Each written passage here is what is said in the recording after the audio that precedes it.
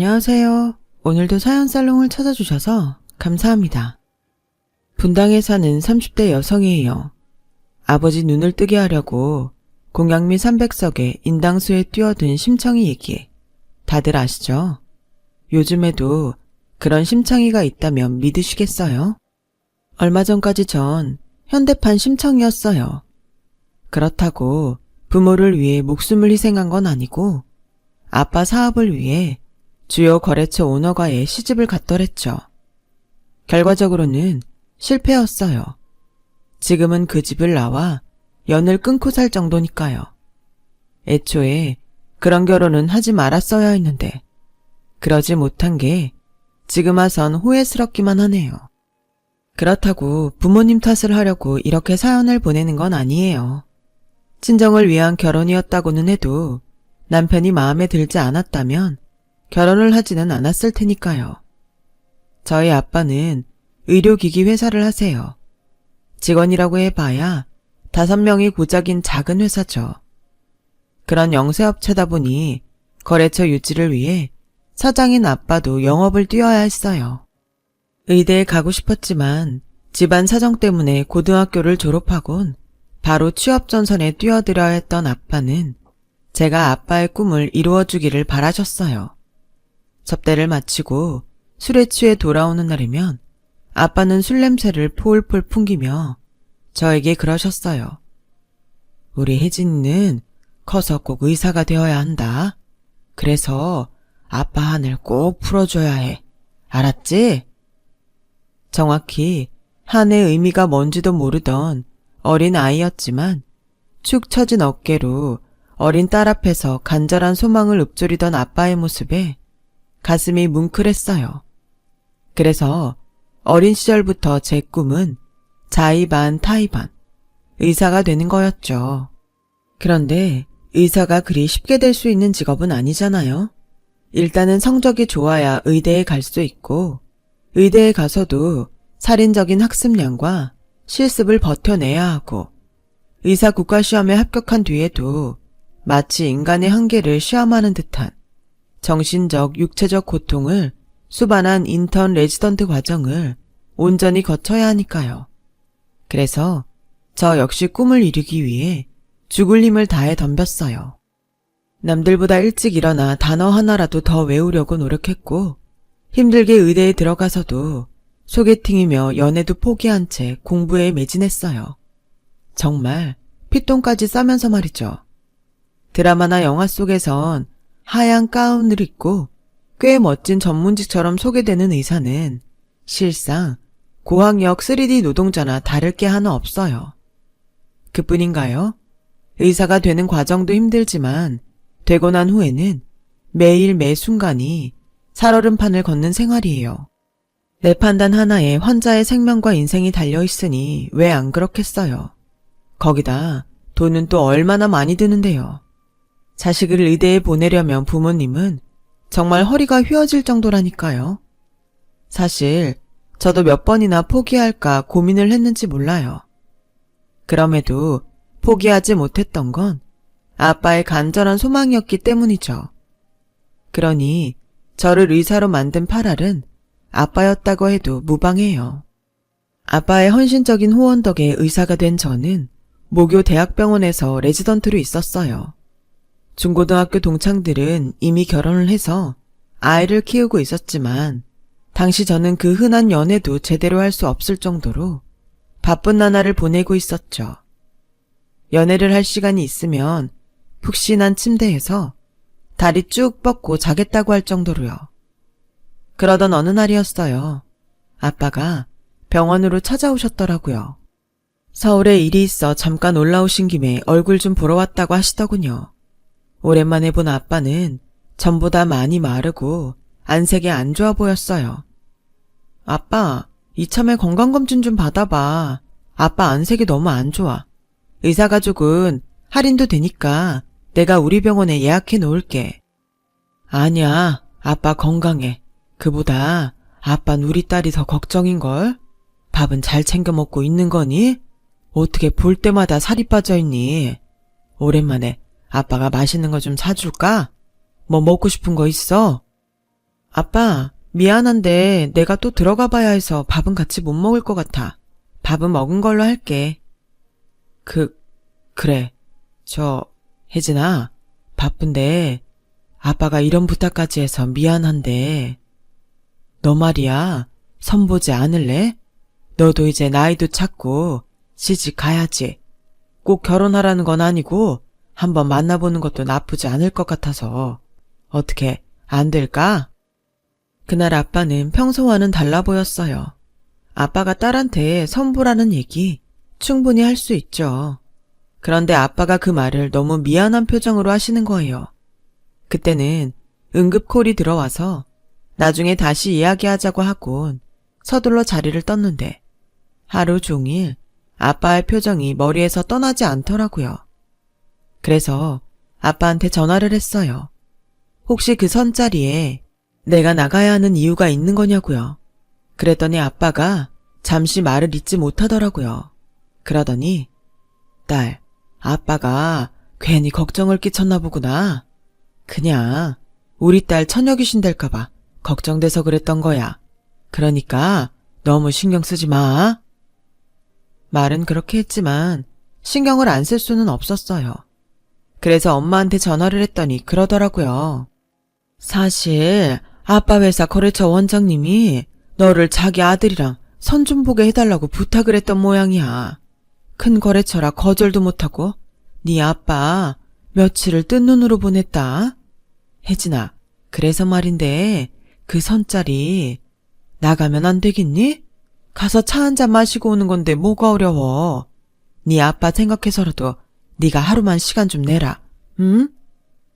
생각해보면 별일도 아닌데 아빠 입장에서 딸을 사업도구로 이용하는 게 마음에 걸렸던 모양이에요. 그래서 선자리에 나가겠다고 했어요. 그깟 선 한 번 본다고 얼굴 닳는 것도 아니고 무엇보다 제가 그 자리에 나가서 아빠 일에 도움이 된다면 그깟 선 왜 못 보겠어요. 그러면서 한편으론 그런 생각도 들더라고요. 아들이 오죽 못났으면 병원장 아빠가 자기 권위를 내세워서 거래처에 선자리 부탁을 다 했을까 하고 말이죠. 그래서 별 기대 없이 선자리에 나갔죠. 그런데 제 예상과는 전혀 다른 상황이 펼쳐졌지 뭐예요. 맞선 남이 괜찮아도 너무 괜찮은 남자지 뭐예요. 인물도 좋고 위트도 있는 게 사람을 즐겁게 하는 재주가 있는 사람이더라고요. 같이 차를 마시는 2시간 동안 정말 시간 가는 줄 모르고 있었어요. 그날은 다시 병원에 들어가 봐야 해서 다음을 기약하고 헤어졌죠. 그날 밤 엄마한테 전화가 왔길래 사람이 너무 괜찮더라고 했더니 엄마도 꽤 놀라는 것 같더라고요. 그래? 그래서 또 만나기로 했어? 주말에 만나기로 했어. 사람이 말도 잘 통하고 유쾌하더라고. 그런 제 말에 엄마 옆에서 통화 내용을 전해 듣던 아빠도 한시름 놓으셨어요. 그렇게 주말이 되었고 저는 맞선 남과 해화동에서 만나 연극도 한 편 보고 저녁 겸 간단한 술자리를 가졌어요. 겨우 2번째 만남이었는데도 전부터 알고 지내던 사이처럼 너무 편하고 좋더라고요. 이런 사람이라면 평생을 같이 살아도 친구처럼 즐겁게 살 수 있을 것 같다는 생각이 들었죠. 그리고 그건 저 혼자만의 생각은 아니었던 모양이에요. 아빠랑 원장님이 통화를 하셨는데 그 집 아들이 저를 마음에 들어한다고 그러시더래요. 그러시면서 결혼을 전제로 사귀면 어떻겠냐고 물으셨대요. 비록 맞선을 보는 과정은 찜찜했지만 그래도 상대가 괜찮은 사람이라 저도 더 만나보고 싶다는 생각이 들던 참이었어요. 물론 잘 되면 좋겠지만 혹시라도 만나다 헤어지기라도 하면 아빠 회사에 타격이 생기진 않을까 걱정이 됐던 것도 사실이에요. 하지만 그렇다고 시작도 하기 전에 포기하는 건 너무 비겁한 행동인 것 같더라고요. 그래서 만나보겠다고 말씀드렸죠. 혜진아, 정말 마음에 드는 거 맞지? 괜히 아빠 때문에 그러는 거라면 안 그래도 돼. 아빠는 몇 번이나 제게 이런 말을 하셨어요. 아무래도 딸의 미래를 저당 잡히는 것 같아 그러셨을 거예요. 아빠, 나 어린애 아니야. 아빠 때문에 만나겠다고 하는 거 아니니까 너무 걱정하지 마. 정말 그 사람이 마음에 들어서 그러는 거니까 미안해하지 말라고요. 그렇게 저는 아빠 거래처 원장님 아들과 결혼을 전제로 사귀게 됐어요. 병원 일 때문에 자리를 비우기 힘든 저를 위해서 만나는 내내 맞선남은 5분 대기조처럼 저희 병원 주변에 대기하면서 저와 데이트를 했어요. 그렇게 2년 가까이 연애를 하던 우리는 드디어 결혼을 하게 되었죠. 그동안 조마조마하는 마음으로 저의 연애 생활을 지켜보던 부모님은 결혼 이야기에 누구보다 기뻐하셨어요. 그건 아빠 회사 직원들도 마찬가지였죠. 대형병원 원장님과 사돈을 맺었으니 앞으로 거래처 때문에 마음 졸이는 일은 없겠다 생각한 거였죠. 어떻게 보면 병원 측이나 아빠 회사 측이나 서로 윈윈하는 관계가 된 거죠. 그런데 결혼 약속을 하고 처음 시댁을 찾던 날 아버님이 그러시지 뭐예요. 이제 곧 우리 집 사람이 될 테니 내가 뭘 숨기겠니? 내가 널 며느리감으로 일찌감치 점 찍은 이유는 하나다. 네가 의사기 때문이야. 사실 난 아들 녀석한테 내 병원을 물려주고 싶었는데 이놈 성적이 안 돼서 의대를 못 들어갔지 뭐니. 아들이라고 하나 있는 게 이 모양이니 어쩌겠니? 의사 며느리라도 들여서 병원을 이어가는 수밖에. 그래서 말인데 너 지금 다니는 병원 언제까지 다닐 생각이냐? 이참에 그만두고 내 병원으로 와라. 어차피 너한테 물려줄 병원인데 미리 와서 분위기도 살피고 정들여 놓으면 좋지 않겠니? 제게 병원을 물려주시겠다는 말은 감사했지만 그렇다고 당장 그만두고 아버님 병원으로 들어가고 싶지는 않았어요. 그래서 솔직히 말씀드렸죠. 아직은 대학병원에 남고 싶어요. 여기선 더 많은 경험도 할 수 있고 수술도 더 많아서 능력을 키우는 데도 도움이 될 것 같거든요. 말씀은 감사드리지만 아직은 그러고 싶지 않습니다. 죄송합니다. 그랬더니 어머님이 버럭 소리치셨어요. 너 아주 당돌한 애구나. 다른 것도 아니고 병원을 준다는데도 그깟 거 하나 못 들어주니? 솔직히 우리가 아들이 둘만 됐어도 너 며느리로 안 들였다. 어디 고마운 줄도 모르고 건방지게 아직은 그러고 싶지 않아요 오라니. 기가 막혀서 정말. 어허, 어디서 여자가 큰 소리야. 나 아직 며느리랑 얘기 안 끝났으니까 당신은 좀 빠져요. 아가, 내 뜻이 정 그렇다면 더는 강요 않겠다. 하지만 너무 오래 기다리게 하지는 말아라. 알았지? 네, 아버님. 중간에 어머님이 큰 소리를 내시기는 했지만 그걸 빼고는 별 문제 없이 인사를 드리고 올 수 있었어요. 한편 우리 집에선 사위의 방문에 부모님 모두 쌍수를 들고 환영이셨죠. 그동안 저 없는 동안에도 저희 집에 자주 드나들던 터라 더 그랬죠. 엄마가 그러는데 주말에 종종 들러서 아빠랑 등산도 가고 대중 목욕탕도 다니곤 했었다나 봐요.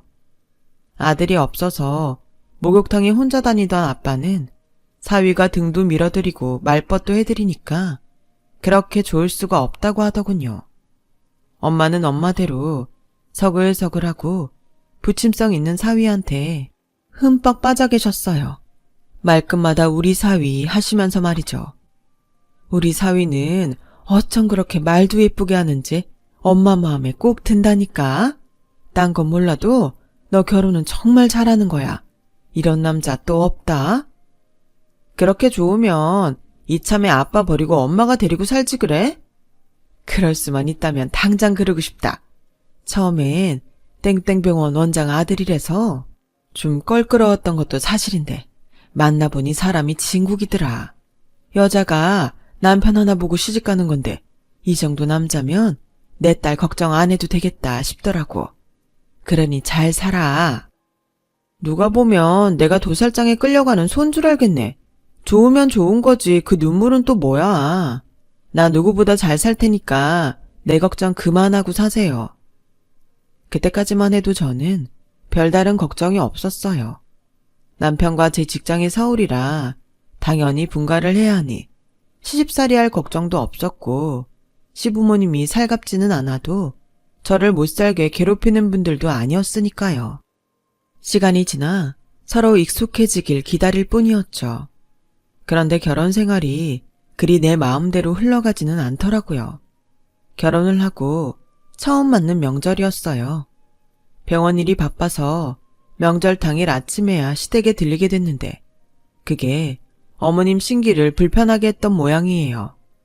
제가 현관에 들어서자마자 참았던 화를 쏟아내듯 버럭 소리를 치셨어요.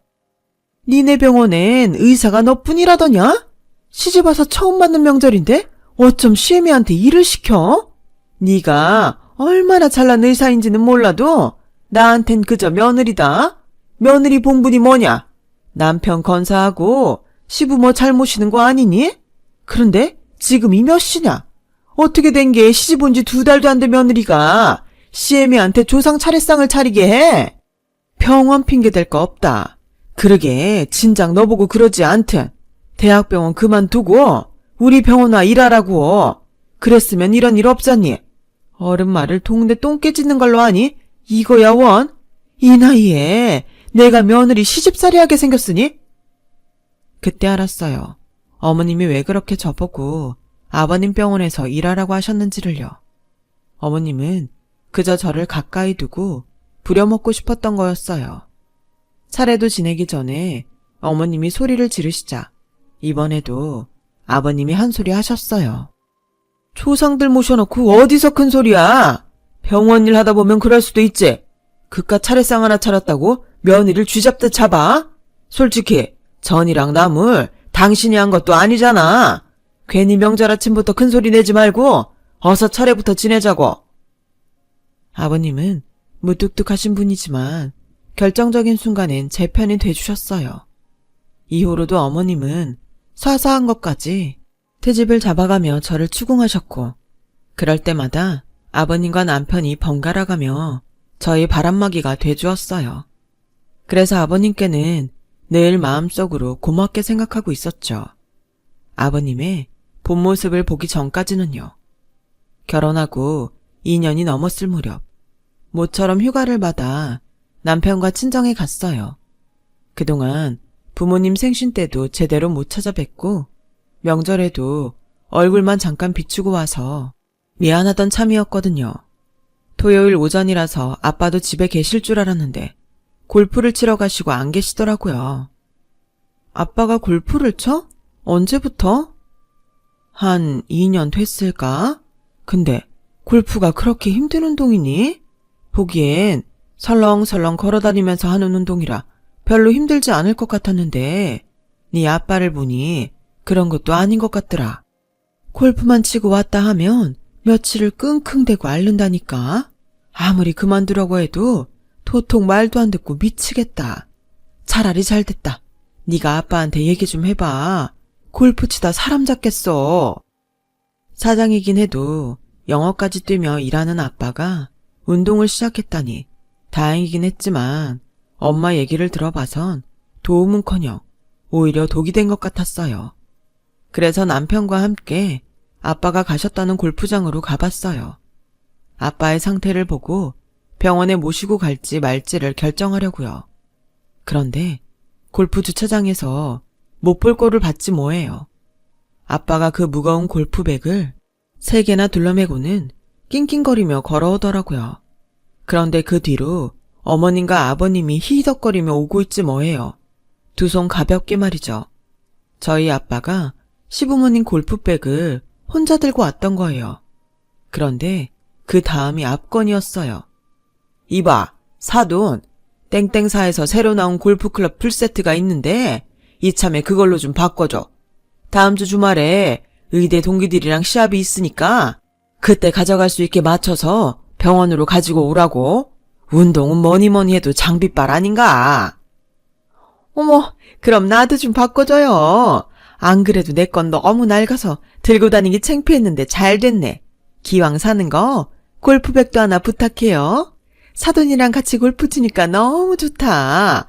백도 들어주고 골프채도 사주고. 아참, 안사돈한테 이달 말에 우리 집 제사 있는 거 말했어요? 지난 추석 때 했던 산적꼬치 이번엔 고기 좀 좋은 걸로 쓰라고 하세요. 지난번 건 좀 질기더라. 하는 김에 육전도 좀 하라고 하고요. 나이가 들어 그런가 요즘은 그렇게 육전이 땡기더라고. 아빠는 무거운 골프백을 3개나 들고서 애써 웃고 있더라고요. 그 모습을 보는데 눈물이 핑 돌았어요. 아빠는 그동안 골프장에 운동하러 다닌 게 아니라 시부모한테 골프 셔틀을 당하고 있었던 거예요. 거기다 우리 엄마는 시댁 제사며 명절 음식까지 해나르고 있었고요. 가슴에 커다란 돌이 꽉 박힌 것처럼 먹먹해서 숨도 쉬기 힘들었어요.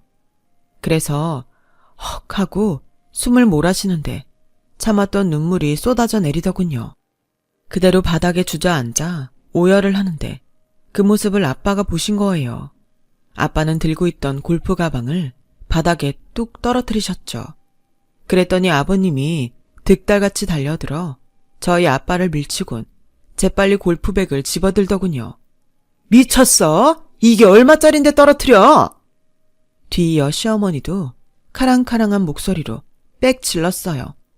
어머, 미쳤나봐. 사돈 제정신이에요? 이걸 함부로 다루면 어떡해.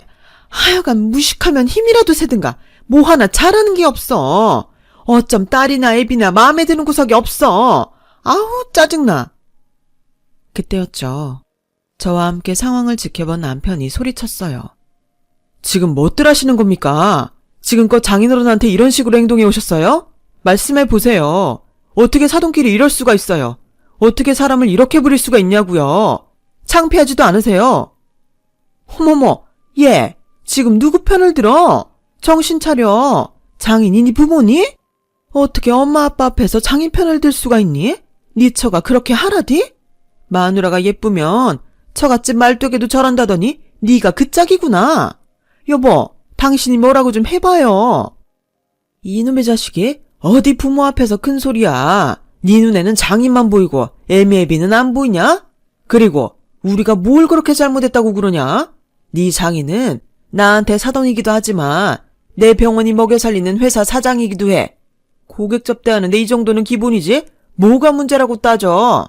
이봐, 사돈, 내 말이 틀려? 틀리면 말을 해보라고. 아빠는 주먹을 부들부들 떨면서 안간 힘을 다해 참고 계셨어요. 그 모습을 보니 더는 못 참겠더라고요. 접대라고요? 아빠, 말해봐요. 지금 접대 중인 거야? 그런 거야? 미안하다. 난 그저 못난 친정아빠 때문에 네가 시댁에서 구박받을까 봐 걱정돼서 거절도 못하고 바보처럼 못난 모습을 보였구나. 아빠가 미안하다. 들으셨죠?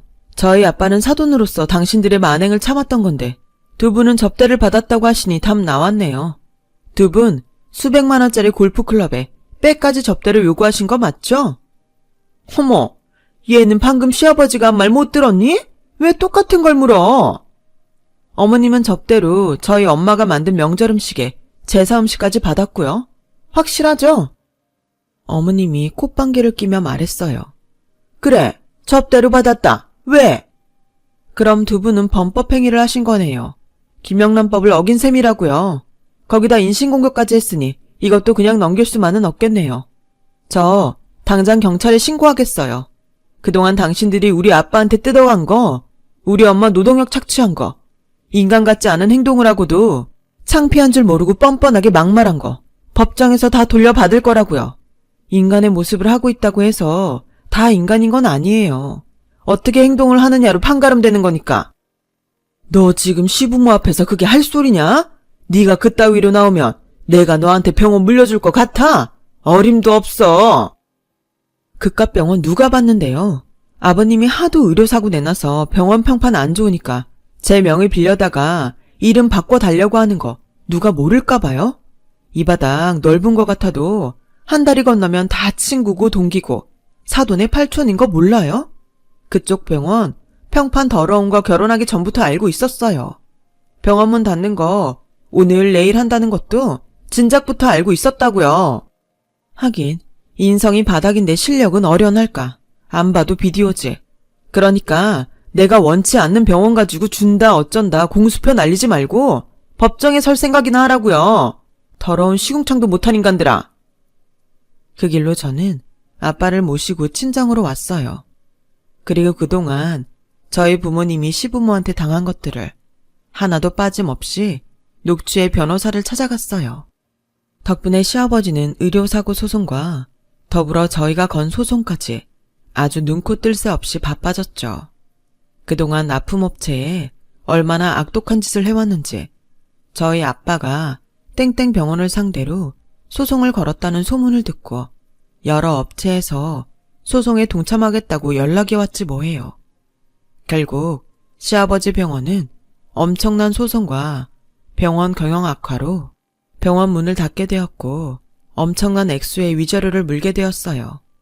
그리고 저 역시 남편과 이혼을 하게 되었고요. 남편은 그동안 자기 부모님이 잘못한 것들을 대신해 평생 저희 부모님께 죗값을 치러 나갈 테니 이혼만은 철회해달라고 했지만 도저히 그럴 수가 없더라고요. 남편을 볼 때마다 그날 저희 아빠가 당하던 모습이 떠올라 속에서 천불이 났거든요. 그래서 눈물을 머금고 이혼을 감행했어요. 아무래도 그게 최선인 것 같아서요. 소송 이후 아빠는 회사를 정리하고 캠핑카를 구입하셨어요. 남은 인생은 엄마랑 여행을 다니면서 즐기고 싶으시다고요. 수십 년을 가족을 위해 희생하셨으니 그 정도 호사는 누릴만 하다 싶어 저는 전적으로 찬성을 했어요. 그리고 그동안 공들여 키워주셨으니 앞으론 제가 두 분을 모실 테니까 돈 걱정하지 마시고 한 번뿐인 인생 후회 없이 보내시라고요.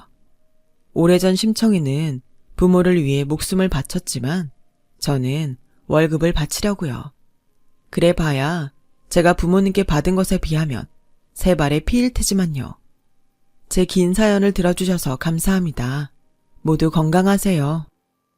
여러분, 사연 댓글에 응원과 현명한 조언 부탁드려요.